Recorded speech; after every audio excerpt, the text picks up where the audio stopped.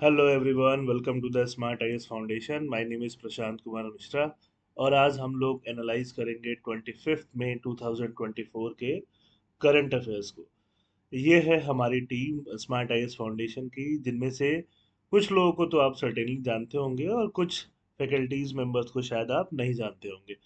कई बार students community ये पूछ रही है कि सर, स्मार्ट आईएएस फाउंडेशन कब से गुवाहाटी आसाम में वर्क कर रहा है? Is it a new institution और has it been working from before? तो मैं आपको ये बताना चाहूँगा कि स्मार्ट आईएस फाउंडेशन 2009 से ही आसाम गुवाहाटी में वर्क कर रही है और न्यूमरस रिजल्ट दे चुकी है, यूपीएससी के सेक्शन में भी और आल्सो एपीएससी के सेक्शन में भी।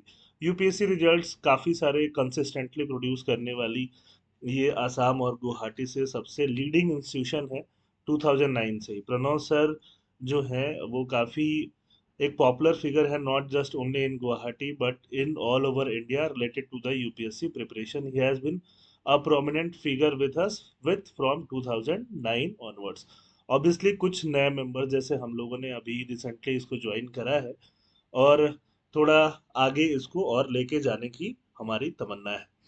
तो आज हम लोग टॉपिक्स की बात करते हैं, क्या क्या टॉपिक्स हम लोग करंट अफेयर्स में लेने वाले हैं। तो टॉपिक हम लोग लेने वाले हैं the missing link in I M E S C as shown by Gaza war. ये डिफरेंट डिफरेंट न्यूज़पेपर से ये टॉपिक हैं जो हम टॉपिक्स लेने वाले हैं। कई बार आप लोग पूछते हैं कि सर पीडीएफ कहाँ से डाउनलोड कर सकते हैं, तो डिस्क्रिप्शन में आपको टेलीग्राम चैनल का लिंक होगा। स्मार्ट आईएएस फाउंडेशन के टेलीग्राम चैनल से आप वीडियो देख करके वहाँ से इसका पीडीएफ डाउनलोड कर सकते हैं। तो हम लोग पहला टॉपिक से स्टार्ट करते हैं। First topic is the missing link in IMEC. तो आईएमईसी क्या है?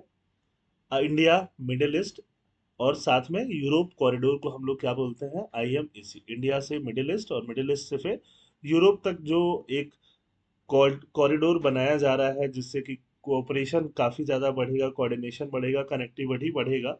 उसी से रिलेटेड ये न्यूज़ है, ये टॉपिक है जिसको हम डिस्कस करने वाले हैं। और आईएमईसी में गाजा वॉर की वजह से, गाजा में जो पैलेस्तीन, हमास और इसराइल मिलिट्री, बेसिकली अगर हम बात करें तो इसराइल और हमास के बाद जो वॉर है, उसके वजह से जिसने प्रॉब्लम क्रिएट हुए हैं, जिसकी वजह से कनेक्टिविटी में दिक्कत आ रही है, उसके बारे में आज हम बात करने वाले हैं। तो स्टार्ट करेंगे इंडिया और ईरान से। इंडिया और ईरान ने 10 साल का एक बायलैटरल कॉन्ट्रैक्ट साइन किया है, जिससे कि छावार पोर्ट ऑपरेशनल हो जाएगा और छावार पोर्ट में काम चलने लगेगा। Bilateral contract signing on May 13, India and Iran formalized a 10-year agreement for the operation of Chawar Port. Chawar Port strategically हमारे लिए काफ़ी इंपॉर्टेंट है, हम सारी चीज़ों की बात करेंगे। और अग्रीमेंट में कौन कौन से की पार्टी इन्वॉल्व थे? एक तो इंडिया का इंडियन पोर्ट्स ग्लोबल लिमिटेड और ईरान का Iran ports and maritime organisation. तो ये याद रखने की बहुत ज़्यादा ज़रूरत नहीं है। इकोनॉमिक इंपॉर्टेंस क्या होगा पोर्ट का? Chabahar port strengthens connectivity between India, Afghanistan, central Asian nation, bolstering regional trade. Chabahar port के बारे में आप हमेशा से पढ़ते रहे हो। इंडिया के बाद जो आता है वो कंट्री क्या है? पाकिस्तान है। पाकिस्तान के बाद जो कंट्री आता है यहाँ पे वो क्या है? अफगानिस्तान है। तो इंडिया से अफगानिस्तान का डायरेक्ट रूट नहीं हो पाता है, बीच में पाकिस्तान आ जाता है या पाकिस्तान ऑक्युपाइड कश्मीर का हिस्सा आ जाता है। तो अफगानिस्तान जाने के लिए इंडिया को छवार पोर्ट जो ईरान में पड़ता है उसके थ्रू होके जाना होता है। और उसके ऊपर जो कंट्रीज हैं वो कौन सी कंट्रीज हैं? Central Asian countries, for example Kazakhstan वगैरह। तो वो जाने के लिए, वहां पहुंचने के लिए कनेक्टिविटी क्या है? छवार पोर्ट ही है। उसका स्ट्रैटेजिक इम्पोर्टेंस भी है और मिनिस्ट्रियल रिकॉग्निशन भी मिला है। जो सर्बानंद सोनोवाल जी हैं, India's minister for port shipping and waterways, उन्होंने एम्फेसाइज किया है इस पोर्ट्स के स्ट्रैटेजिक वैल्यू को। तो अब हम बात करेंगे मेन जो हमारा टॉपिक है आईएमईसी के बारे में, है India Middle East Europe corridor. और India Middle East Europe corridor का कितना इंपॉर्टेंस है और किस वजह से ये प्रोजेक्ट अधर में लटका हुआ है, उसकी हम लोग बात करने वाले हैं। लास्ट ईयर G20 का समिट इंडिया में हुआ था और इस प्रोजेक्ट को इनिशिएट करने की बात की गई थी कि इंडिया से लेकर के यूरोप जाना है, बट बीच में क्या पड़ेगा? मिडिल ईस्ट पड़ेगा। तो मिडिल ईस्ट में यूएई, यूएई से फिर हम सऊदी अरेबिया से कनेक्ट होते हुए, इसराइल से कनेक्ट होते हुए कहाँ कनेक्ट होंगे? यूरोप को कनेक्ट होंगे। इससे क्या होगा? कनेक्टिविटी बढ़ने से ट्रेड काफी ज्यादा बढ़ जाता है, ट्रेड बढ़ता है, प्रोस्पेरिटी आती है, पीपल टू पीपल कांटेक्ट बढ़ता है, ट्रस्ट बढ़ता है। तो ये सारी चीजें किससे बढ़ती हैं? कनेक्टिविटी से बढ़ती हैं। कनेक्टिविटी इज द की, काफी इंपॉर्टेंटली इसको बोला जाता है। इसके अलावा ये क्यों इम्पोर्टेंट है, ये कोई भी कॉरिडोर क्यों इम्पोर्टेंट है? इंडिया के ऊपर जो कंट्री है आपको पता है वो कौन है? चाइना। चाइना ये पूरे वर्ल्ड से अपने आप को कनेक्ट करके रखा है through belt and road initiative. तो belt and road initiative Chinese project को काउंटर करने के लिए भी आईएमएसी काफी ज्यादा इम्पोर्टेंट है। इस इम्पोर्टेंट में कौन पार्टिसिपेटिंग नेशंस हैं? तो जो नेशंस आपको दिख रहे हैं वो तो हैं ही, उसके अलावा यूएस वगैरह भी इसके इम्पोर्टेंट पार्टनर है या कंट्रीब्यूटर है। अगर हम आईएमईसी की बात करें तो प्रोजेक्ट के क्या क्या ऑब्जेक्टिव है? IMEC aims to promote economic development. तो सबसे जरूरी चीज क्या है? इकोनॉमिक डेवलपमेंट वो कैसे होगा? जैसे कनेक्टिविटी बढ़ेगा, इंटीग्रेशन बढ़ेगा, इकोनॉमिक डेवलपमेंट भी आएगा। कॉरिडोर का स्ट्रक्चर क्या होगा? कॉरिडोर टू पार्ट में होगा। एक पार्ट में क्या होगा? ईस्ट कॉरिडोर, इंडिया से अरेबियन गल्फ तक जाएगा, और दूसरा क्या होगा? नदर्न कॉरिडोर, जो अरब से कहाँ तक जाएगा? यूरोप तक जाएगा। ट्रांसपोर्ट के लिए क्या क्या इंफ्रास्ट्रक्चर होंगे? मैरीटाइम इंफ्रास्ट्रक्चर भी होंगे, रोड भी होगा, रेलवे नेटवर्क्स भी होगा, जिससे एफिशिएंसी बढ़ेगी, अफोर्डेबिलिटी बढ़ेगी। जब हम क्रॉस बॉर्डर ट्रांजिट की बात करते हैं तब रीजनल सप्लाई चेन सिक्योर होगा। जब कोविड का टाइम आया था तो सप्लाई चेन काफी डिसरप्ट हो गया था। सप्लाई चेन को इम्प्रूव करने के लिए कनेक्टिविटी इम्प्रूव होना काफी जरूरी है। और टोटल कितना लेंथ है इसका? 4800 किलोमीटर लेंथ जो कॉरिडोर होगा, तो सप्लाई चेन को बॉलिस्टर काफी मिलेगा। ट्रेड की एक्सेसिबिलिटी काफी ज्यादा इनहेंस हो जाएगी। सुएज कैनल का एक अल्टरनेट रूट हो जाएगा आईएमएसी, जो इंडिया को यूरोप के साथ कनेक्ट करेगा। तो ये काफी एक इम्पॉर्टेंट फीचर होगा आईएमईसी का। कॉस्ट काफी सेव करेगा, ऑलमोस्ट 40% कॉस्ट रिडक्शन वो कर सकता है, जो भी हम ट्रेड कर रहे हैं उसका, ट्रांसपोर्टेशन कर रहे हैं उसका, और 30% reduction in cost. 40% reduction in time, time का 40% रिडक्शन, और जो भी ट्रांसपोर्टेशन कॉस्ट है, कॉस्ट में 30% रिडक्शन। तो ये डायरेक्टली जो आर्टिकल है न्यूज़पेपर का है, और ये सब डेटा आप अपने डायरेक्टली एग्जाम में यूज कर सकते हो। काउंटर टू बीआरआई जो मैंने बता ही दिया, चाइनीज बेल्ट एंड रोड का, ये एक तरह से सीधा सीधा काउंटर हम लोग बोल सकते हैं। बट अभी आईएमईसी में प्रॉब्लम क्या है? आईएमईसी में प्रॉब्लम आ रही है गाजा में हो रहे वॉर के चलते। गाजा में वॉर किसके किसके बीच हो रही है? इसराइल के बीच और हमास के बीच हो रही है, जिसकी वजह से हमारा प्रोजेक्ट जो है आईएमईसी वाला वो स्टॉल हो चुका है, रुका हुआ है, हॉल्ट पे है। External affairs minister Shri Jaishankar ji ने कहा है कि project delay due to situation in West Asia. He express confidence in resuming work post war. जैसे ही वॉर खत्म होगा, जो इसमें जो भी काम होगा, वर्क होगा, वो रिज्यूम वापस से हो जाएगा। तो एक सबसे बड़ी वीकनेस जो निकल के आ रही है, गाजा कन्फ्लिक्ट की वजह से ही वीकनेस निकल के आ रही है, वो यही है कि हमेशा गाजा में जब तक ये इसराइल और पैलेस्टीन की प्रॉब्लम पूरी तरह से सॉल्व नहीं होती है, यहाँ प्रॉब्लम हमेशा बनी रहेगी। ये एक वीकनेस निकल के आती है। जब हम मैप की बात करते हैं तो रेड सी जो एरिया है, और रेड सी के बाद जो एरिया आता है, ये अगर हम लोग अफ्रीका बोलते हैं, इसको रेड सी बोलते हैं। और रेड सी के बाद यहाँ यमन में रहते हैं हाउथी रिबल्स। हाउथी रिबल्स क्या कर रहे हैं? रेड सी से होके कोई भी शिप आ रहा है तो उस पे वो लोग अटैक कर दे रहे हैं, ऑब्स्ट्रक्ट कर दे रहे हैं शिप्स को, खासकर इजराइल से आने वाली सारी शिप्स को। तो शिप्स जो आ रही हैं वो अफ्रीका के नीचे से, जो केप ऑफ गुड होप है, उधर से निकल के आ रही है, और डिले काफी हो रहा है, टाइम काफी लग रहा है।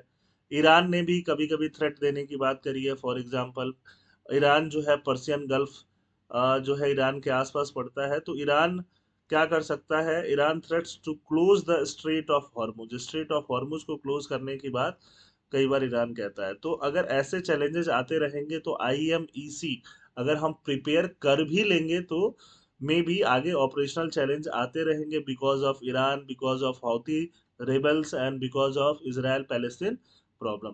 तो इजरायली पोर्ट पे भी प्रॉब्लम हो रहा है, इजरायली पोर्ट जैसे इलियट एंड हाइफा। अब ये जो पोर्ट्स के नाम होते हैं डायरेक्टली प्रीलिम्स एग्जामिनेशन के लिए काफी ज्यादा इंपॉर्टेंट हो जाते हैं, तो पोर्ट्स को काफी हेवी लॉसेस सफर करना पड़ा है। छावार पोर्ट के वापस आते हैं। छावार पोर्ट की हम लोग बात डायरेक्टली कर रहे थे। अब छावार पोर्ट देखोगे तो यहाँ ये जो पोर्ट है इसको क्या बोलेंगे? छावार पोर्ट, जो ईरान में पड़ता है, और ये कनेक्ट करता है छावार पोर्ट से, हम ईरान से होते हुए पूरा अफगानिस्तान कनेक्ट करते हैं। और यहाँ पे हाईवे है जरान्स टू डेलाराम हाईवे, जो इंडिया का बनवाया हुआ हाईवे है। इसका छवार पोर्ट का लोकेशन क्या है, स्ट्रेटजिक है। इंडियन ओशियन का छवार पोर्ट को एक्सेस है। पोर्ट का स्ट्रक्चर कैसा है, Chabahar port comprise two primary port. Chabahar port में दो छोटे प्राइमरी पोर्ट हैं, एक का नाम है शहीद बेहस्ती और एक का नाम है शहीद कलंदरी। दो पोर्ट वहां पे है। ज्योग्राफिकल प्रोक्सिमिटी क्या है, अफगानिस्तान है। ट्रांजिट इसका इंपॉर्टेंस है, Chabahar port serves as a pivotal node within the international north south transport corridor.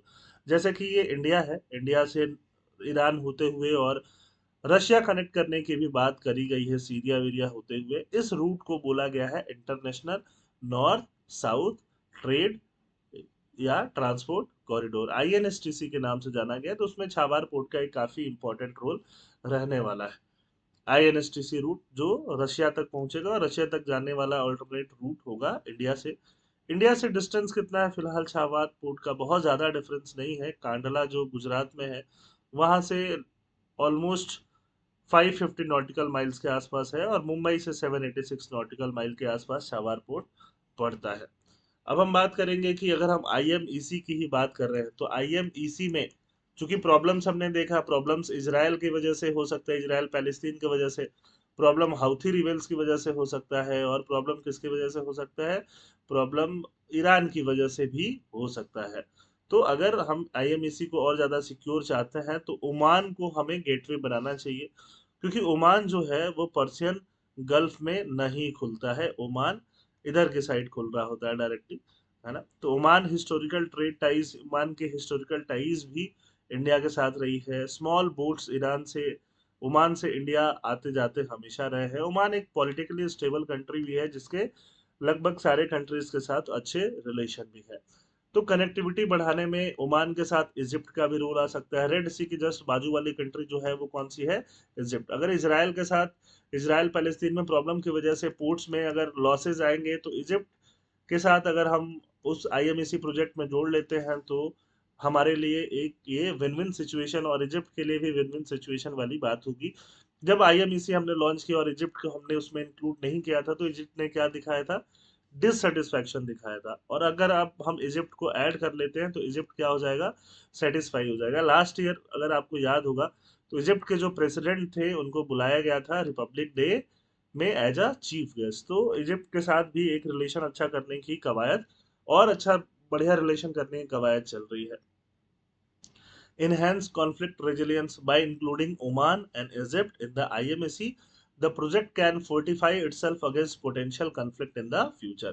Future का सोच के अगर हम चलेंगे तो ओमान को भी ऐड कर लेंगे और इजिप्ट को भी ऐड कर लेंगे। तो इन दोनों के ऐड करने से हमारा जो आईएमईसी का रूट जो होता है और ज़्यादा सिक्योर हो जाता है, और सिक्योर होने की वजह से जो सप्लाई चेन की इश्यूज जो हम सोच रहे थे वो एड्रेस कर पाएंगे।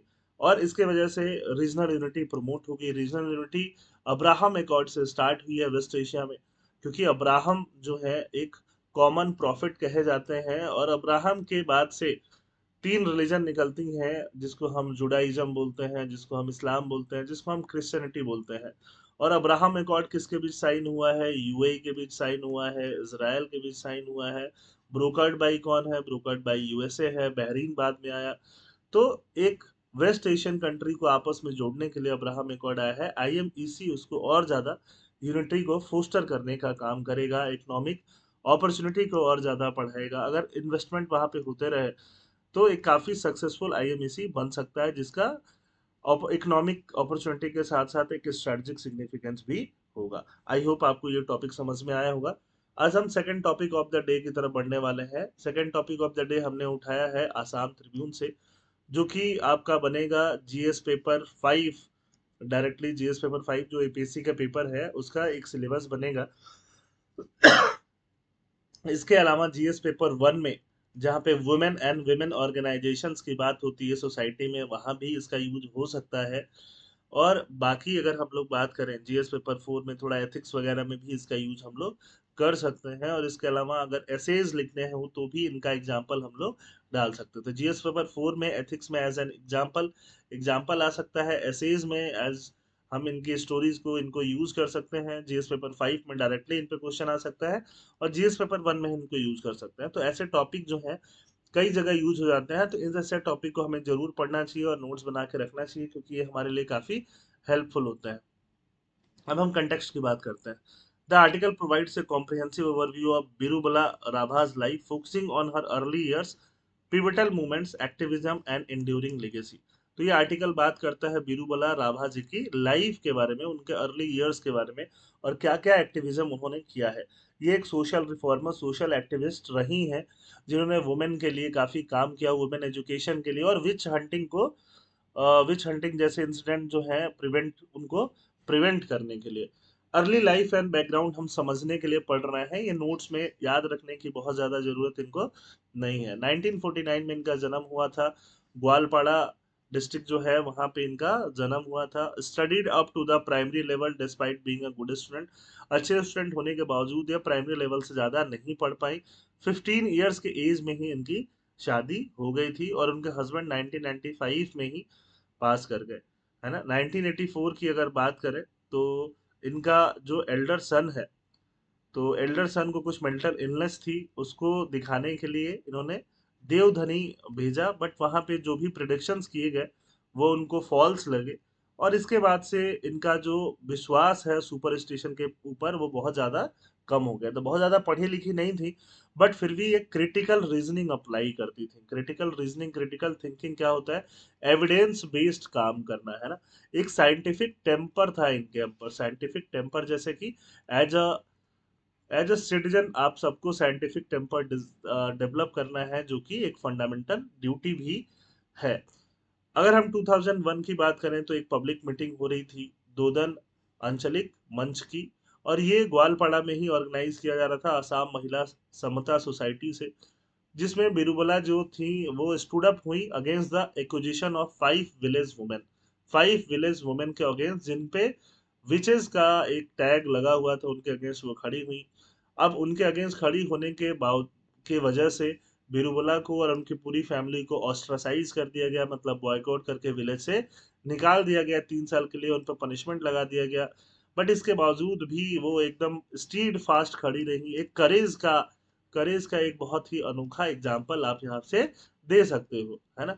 And the ostracism was eventually lifted, और वापस उनको विलेज बुला लिया गया। रोल इन आसाम महिला समता सोसाइटी, इन्होंने पार्टिसिपेट किया एक्टिवली सारे प्रोग्राम, बहुत सारे प्रोग्राम्स में। विक्टिम्स को रेस्क्यू किया, जो विच हंटिंग के विक्टिम्स हैं। रैशनल थिंकिंग को बहुत ज्यादा इन्होंने प्रमोट किया, साइंटिफिक टेम्पर को इन्होंने प्रमोट किया। विमेन के एजुकेशन के बारे में उन्होंने एडवोकेट किया। Believe that educating women was key to social reform and consistently advocated for it. अब जैसे असम महिला समता सोसाइटी की बात इसमें आ रही है, तो डायरेक्टली ये GS2 में भी आप यूज कर सकते हो। वहाँ पे सोशल जस्टिस नाम का एक टॉपिक होता है, और सोशल जस्टिस में हम लोग पढ़ते हैं वुमेन के बारे में, वल्नरेबल सेक्शन के बारे में, वहाँ भी यूज हो सकता है। और अगर हम NGO की बात करें, वो भी GS पेपर 2 में गवर्नेंस में यूज कर सकते हैं। तो ये मल्टी डायमेंशनल टॉपिक है, जो आप बहुत तरीके से इसको यूज कर सकते हो। Hunters of which hunters rescued 35 victim of witch hunting, single handedly इतने विच हंटिंग विक्टिम को उन्होंने रेस्क्यू किया। तो ये सारा डेटा आपके लिए इंपॉर्टेंट हो सकता है। बाद में उन्होंने मिशन बिरुबला को भी एस्टेब्लिश किया एक NGO की तरह, aimed at fighting against witch hunting and other social evil, advocating for the right of women and children के राइट्स को प्रमोट किया। Under her leadership NGO rescued 60 victim of witch hunting and organise awareness programme. पूरे आसाम में एक awareness programme भी इन्होंने start करवाया। इनके इफेक्ट की वजह से आसाम लेजिस्लेटिव असेंबली ने भी एक लॉ पास किया, जिसको बोलते हैं आसाम विच hunting prohibition prevention and protection act, जो 2018 में हुआ। कल्चरल कंट्रीब्यूशन भी इनका रहा है। खैर ये एग्जाम पॉइंट ऑफ व्यू से बहुत ज़्यादा जरूरी नहीं है, अगर आप ऐसे लिख रहे हो या इनके बारे में डायरेक्ट है तो भले ही आप एक लिख सकते हो। An expert weaver singer known for weaving traditional Rabha attires and singing Bianam and folk songs, ये भी ये करती थी। तो आर्ट एंड कल्चर जो ट्रेडिशनल आता है उसमें यूज हो सकता है। अवार्ड्स भी इनको बहुत सारे मिले, इनफैक्ट नोबेल पीस प्राइज की नॉमिनी थी ये, है ना। 1000 वुमेन जो वर्ल्ड वाइड 1000 वुमेन को नॉमिनेट को किया गया, उसमें से भी ये एक थी, है ना। ऑनररी डॉक्टरेट इनको मिला, गुवाहाटी यूनिवर्सिटी ने दिया। सती साधनी अवार्ड इनको मिला, आसाम गवर्नमेंट ने दिया। और पद्मश्री इनको मिला, जो गवर्नमेंट ऑफ इंडिया ने दिया 2021 में। तो प्रीलिम्स के लिए भी ये काफी इंपॉर्टेंट है, और एज वेल एज मेंस के सारे पेपर्स के लिए भी इंपॉर्टेंट है। अवार्ड जो है ये बेसिकली प्रीलिम्स के लिए ज्यादा इंपॉर्टेंट हो जाएंगे। अब हम बात करते हैं कि इनका फिर इनको कैंसर वैंसर डिटेक्ट हो गया और कैंसर डिटेक्ट होने की वजह से ही इनकी फाइनली क्या हो गई, डेथ हो गई। तो ये आई थिंक आपको समझ में आ गया होगा। हम आगे चलते हैं, third topic of the day पे चलते हैं। Third topic of the day किसकी बात करता है, ethical dilemma of surrogate advertising in the IPL. IPL पे एडवर्टीजमेंट बहुत चल रहा है और ये एथिकल डिलेमा सीधे सीधे नाम ही है, तो जीएस पेपर 4 के लिए काफी इंपॉर्टेंट होगा। और रेगुलेशन के दृष्टि से, रेगुलेशन करके हम टॉपिक पढ़ते हैं जीएस पेपर 2 में, तो वहां पे जीएस पेपर 2 में भी ये काफी ज्यादा इंपॉर्टेंट हो सकता है। इंडियन एक्सप्रेस का ये टॉपिक है। तो टॉपिक क्या है, आपको पता है आईपीएल जो है ये काफी ज्यादा हैवी बिजनेस लेके आता है, और हैवी बिजनेस लेके आता है, इसमें एडवर्टीजमेंट काफी होते हैं जिससे रेवेन्यू जनरेट होता है। और एडवर्टीजमेंट के लिए बहुत हैवी फी भी देना पड़ता है, और हैवी फी कौन सी कंपनी दे पाएंगी, जो बहुत ज्यादा हैवी अर्न कर रही हैं या उनका हैवी बजट हो। तो यहाँ पे आप देखोगे कि पान मसाला से रिलेटेड, डायरेक्टली पान मसाला तो नहीं लेकिन इलायची वगैरह के बहुत सारे ऐड होते रहते हैं, जिसमें डायरेक्टली हमारे बहुत बड़े बड़े सेलिब्रिटीज पार्टिसिपेट करते रहते हैं। तो डायरेक्टली ये लोग पान मसाला को तो प्रमोट नहीं कर रहे, बट उसी उसी कंपनी की उसी कंपनी के वैसे ही दिखने वाली दूसरा एक प्रोडक्ट जिसको इलायची को ये लोग प्रमोट कर रहे हैं, जिसके बारे में बहुत थोड़ा बोला जाता है, और मैक्सिमम बात उस कंपनी के बारे में ही रहता है। तो डायरेक्टली डायरेक्टली अगर पान मसाला का ऐड ये लोग नहीं कर सकते हैं, डायरेक्टली ये लोग लीकर का ऐड नहीं कर सकते हैं, तो उससे रिलेटेड कुछ मिलता जुलता ये ऐड कर लेते हैं, जिसको सरोगेट एडवर्टीजिंग बोला गया है। सरोगेट एडवर्टीजिंग क्या कॉर्पोरेट एथिक्स को फॉलो करता है? शायद नहीं। कॉर्पोरेट क्या ये लीगल है? लीगल हो सकता है, लीगल है तभी चीजें चल रही हैं, है ना। डायरेक्टली ये लोग एडवर्टाइज नहीं कर रहे हैं, बट ये एथिकल नहीं है। The term surrogate advertising describes the practice of businesses promoting their goods through advertisements claiming to be of other goods or service। कुछ और गुड्स का को एडवर्टाइज कर रहे हैं और किसी और गुड्स के बारे में इनका इंडिकेशन होता है। when there are limitations or prohibitions on the promotion of a specific item, usually for legal or regulatory reasons, this method is frequently used। It describes the practice of promoting a product through advertisement that seem to be for a different product। ठीक है, तो ये alcohol tobacco में काफी ज्यादा use हो रहा होता है। आईपीएल में ही क्यों, आईपीएल में मैसिव ऑडियंस है, मैसिव कॉमर्शियल्स यहाँ पे काफी होते हैं, है ना, सेल्स काफी होते हैं। Consumption pattern, the trend highlights our consumption habit and the businesses that can not afford an expensive advertising slot, है ना। तो कंजम्पशन पैटर्न का ट्रेंड यहाँ पे है। इलायची का ऐड दिखाते हैं, एक्चुअली में वो जनरली मसाला का ऐड वो रहता है। अब बात करते हैं इंडिया में टोबैको कंजम्पशन की। अगर ये ऐड हो रहा है तो इससे हमें प्रॉब्लम क्या है? प्रॉब्लम है टोबैको कंजम्पशन से related. Tobacco use in India, conversations often focus on smoking and vaping. Conversation जो होते हैं वो स्मोकिंग के बारे में बात करते हैं और वेपिंग के बारे में, बट टोबैको कंजम्पशन के बारे में बात इंडिया में बहुत ज्यादा नहीं होता, या होता भी है तो स्मोकलेस टोबैको कंजम्पशन का बात नहीं होता, गुटखा उटखा जो लोग खा रहे होते हैं। गैट्स 2017 की फाइंडिंग्स है जिसमें वो बोलता है कि 29% ऑफ इंडियन ओवर 15, जिनका 15 साल से ऊपर का यूज है, एज है, वो टोबैको कंज्यूम करते हैं, with twice as many using oral tobacco, जिसमें से 21% ओरल टोबैको चबा के ये गुटखा उटका पान मसाला खा रहे होते हैं। स्मोकिंग करने वाले लोग सिर्फ 10.7%, 11% के आसपास ही है। टोबैको के यूज में, ओरल टोबैको गुटखा पान मसाला के खाने के वाले यूज में इंडिया में टोटल 20% प्रीवेलेंस है। पूरे वर्ल्ड का अगर हम देखें, इंडिया एक ग्लोबल लीडर की तरह काम करता है। कैंसर रेट भी काफी ज्यादा बढ़ रहा है, हाईएस्ट रेट माउथ कैंसर का, हेड नेक कैंसर का 23% एनुअली बढ़ रहा है, जैसे जैसे टोबैको का पाउच यूज जो है वो बढ़ रहा है।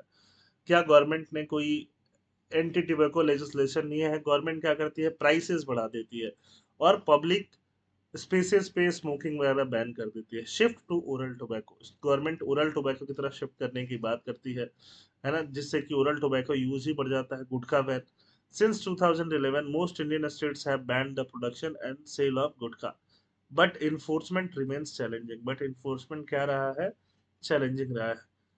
Government measures and challenge, legal challenge, these bans on gutkha are often challenge in court. जब गुटखा गुटखा पे बैन लगाती हैं कुछ स्टेट गवर्नमेंट, तो उस पे चैलेंज भी कोर्ट में होता है ना, और ओकेजनल सक्सेस में उनको मिलता है। बैन्स की भी अपनी लिमिटेशन है। Tobacco bans alone are insufficient due to the highly addictive nature of nicotine. Nicotine काफी एडिक्टिव होता है, तो इसका कंप्लीट एरेडिकेशन जो है वो काफ़ी डिफिकल्ट हो जाता है। अब हम निकोटीन एडिक्शन की बात कर लेते हैं, है ना। निकोटीन हाईली एडिक्टिव सब्सटेंस होता है। Despite 92% of tobacco users being aware of its harmful effect, many struggle to quit due to addiction. Cycles पर डिपेंड करता है। Regular consumption of tobacco leads to dependency. लोग इस पर डिपेंडेंट हो जाते हैं फर्दर यूज के लिए, फ्यूचर यूज के लिए। स्ट्रीट कॉर्नर पर हर गुटखा पर हर कॉर्नर पे आपको लो प्राइस में ये टोबैको मिल जाते हैं, तो इजीली अवेलेबल होने की वजह से एडिक्शन होने के चांसेस भी और ज़्यादा बढ़ जाते हैं। भले ही लॉन्ग टर्म हेल्थ इम्पैक्ट है ना, कैंसर्स है, हार्ट डिजीज है, लंग डिजीज है, बहुत सारे प्रॉब्लम्स हैं इनके। केमिकल डिपेंडेंस है। Nicotine addiction makes quitting difficult even for those who wish to stop. Family and health devastate हो जाते हैं, खर्चे बहुत होते हैं, लोग मरने लग जाते हैं। तो डेथ प्रिवेंट करना बहुत ज़रूरी है, स्पेशली 30 से 69 ईयर के जो भी मेन और वुमेन है उनमें। तो रोकने के लिए क्या किया जा सकता है? तो सबसे इम्पोर्टेंट टूल आपको पता है, एजुकेशन अवेयरनेस सबसे ज़्यादा है। बचपन से आप एजुकेट करोगे तो ये एक बहुत इम्पोर्टेंट टूल बनता है। मोस्ट मॉडेस्ट डिक्लाइन बिटवीन 2010 और 2007 adult tobacco use in India decrease, थोड़ा सा कम डिक्रीज यहाँ पे हुआ है। एडिक्शन को प्रिवेंट करना जरूरी है, क्विट कराना जरूरी है। सेलिब्रिटीज जो है ना, ये ऐसे एडवर्टीजमेंट करे, फॉर एग्जांपल अक्षय कुमार का वो एडवर्टीजमेंट आता है, वो बंदू ये हॉस्पिटल के सामने खड़ा होकर फूफू करने से काम नहीं होगा। तो अगर आप सिगरेट को या फिर टोबैको यूज को के अगेंस्ट में सेलिब्रिटी इंडोर्स कर रहे हैं, तो इससे एक पॉजिटिव इम्पैक्ट पड़ता है। Call to action, breaking the cycle, preventing the next generation from following in the footstep of their predation. Next generation को रोकना होगा। न्यूजीलैंड जैसे कंट्री ने फॉर एग्जांपल बैन लगाया था कि नेक्स्ट जनरेशन वहां पे सिगरेट नहीं स्मोक करेगा, हालांकि वो चल नहीं पाया। सेलिब्रिटी की रिस्पॉन्सिबिलिटी बनती है कि वो लोग ऐसे एडवर्टीजमेंट नहीं करें और इसके अगेंस्ट में एडवर्टीजमेंट करें। तो आई होप आपको ये सारा इशू समझ में आया होगा। नेक्स्ट टॉपिक पे हम बात करने जा रहे हैं, जो कि हमारा इंटरनेशनल रिलेशन से रिलेटेड टॉपिक है, जो थोड़ा इजराइल और पैलेस्तीन के बारे में बताएगा। और ये सिलेबस जीएस पेपर 2 का बनता है, करेक्ट मूव करके यहाँ पे दिया गया है। बहुत सारे न्यूज़पेपर ने इसको कवर किया है, आसाम ट्रिब्यून ने भी, द हिंदू ने भी, इंडियन एक्सप्रेस ने भी। तो इसके बारे में हम लोग बात करने वाले हैं। इसका कंटेक्स्ट क्या है? कंटेक्स्ट ये है कि स्पेन, नॉर्वे, आयरलैंड तीनों यूरोपियन कंट्रीज हैं, इन्होंने रिकॉग्नाइज किया है पैलेस्तीन को। मतलब पैलेस्तीन जो ये वेस्ट बैंक आपको दिख रहा है ना, इनको as a nation, as a separate country इन्होंने रिकॉग्नाइज किया है। तो रिकॉग्नाइज स्टेट को रिकॉग्नाइज करने का मतलब क्या हुआ? Being recognised as a state by other countries can support a region's aspiration to be seen as legitimate political entity. अगर रिकॉग्नाइज हो गए तो एक लेजिटिमेट पॉलिटिकल एंटिटी की तरह दिखेंगे इंटरनेशनल कम्युनिटी के बीच में। अब हम बात करते हैं कि स्टेट क्या होता है। मॉन्टीवीडियो कॉन्वेंशन की अगर हम बात करें तो स्टेट होने के लिए 4 कंडीशन होना जरूरी है, जो कि यूपीएससी प्रीलिम्स में पूछ चुकी है। एक परमानेंट पॉपुलेशन होना चाहिए, एक डिफाइंड टेरिटरी होना चाहिए, गवर्नमेंट होना चाहिए, और capacity to enter into relation with other state, किसी और स्टेट के साथ रिलेशन में वो आ सके। ये 4 जरूरी कंडीशन यहाँ पे बताई गई है। यूनाइटेड नेशन ने भी अपने मेंबर बनने के लिए ब्रॉड क्राइटेरिया बताई है। फॉर एग्जाम्पल यूनाइटेड नेशन ने क्या बताया है? Article 4 of UN charter states membership in the UN is open to all other peace loving state. सारे पीस लविंग स्टेट्स के लिए ओपन है, which accept the obligation content in the present charter. जो इसके ऑब्लिगेशन को पूरा करते हैं उसके लिए यूनाइटेड नेशन जो है मेंबरशिप ओपन करके रखेगा। अब और बात करते हैं, पैलेस्टीन क्या है? यूनाइटेड नेशन के अंदर एक ऑब्जर्वर स्टेट की तरह है ना, मेंबर स्टेट की तरह नहीं है। पैलेस्टीन क्या करता है? पार्टिसिपेट करता है सारे प्रोसीडिंग में, बट वोटिंग में नहीं कर पाता है ना। तो ये है पैलेस्टीन का स्टेटस यूनाइटेड नेशन के अंदर। कौन कौन सी कंट्रीज ने रिकॉग्नाइज किया है पैलेस्तीन को एज ए स्टेट? तो before the announcement bye Norway, Ireland, Spain, 143 countries. तो नई नॉर्वे, आयरलैंड, स्पेन ने किया। उसके पहले 143 कंट्री जो यूएन के मेंबर हैं, 193 में उन्होंने ऑलरेडी पैलेस्तीन को एज ए स्टेट रिकॉग्नाइज किया हुआ है, इंक्लूडिंग इंडिया। इंडिया ने कब किया? 1988 में।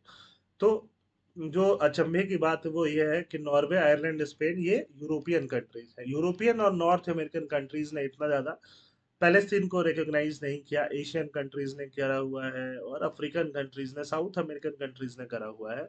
बट यूरोपियन कंट्रीज का काफी आगे आना एक पॉजिटिव चीज को दिखाता है, जिससे कि इसराइल और पैलेस्तीन की जो प्रॉब्लम है, टू स्टेट, दो अलग अलग स्टेट बनना, वो काफी हद तक सुलझ सकता है। सिग्निफिकेंस क्या है? When a state recognise another, it usually leads to the setting of embassy, embassy होगा, डिप्लोमेटिक बातचीत होगी, है ना। 3500 से 1000 से ज्यादा पैलेस्टीनियन किल्ड किए गए हैं, वास्ट मेजोरिटी जिसमें वुमेन और चिल्ड्रन का है।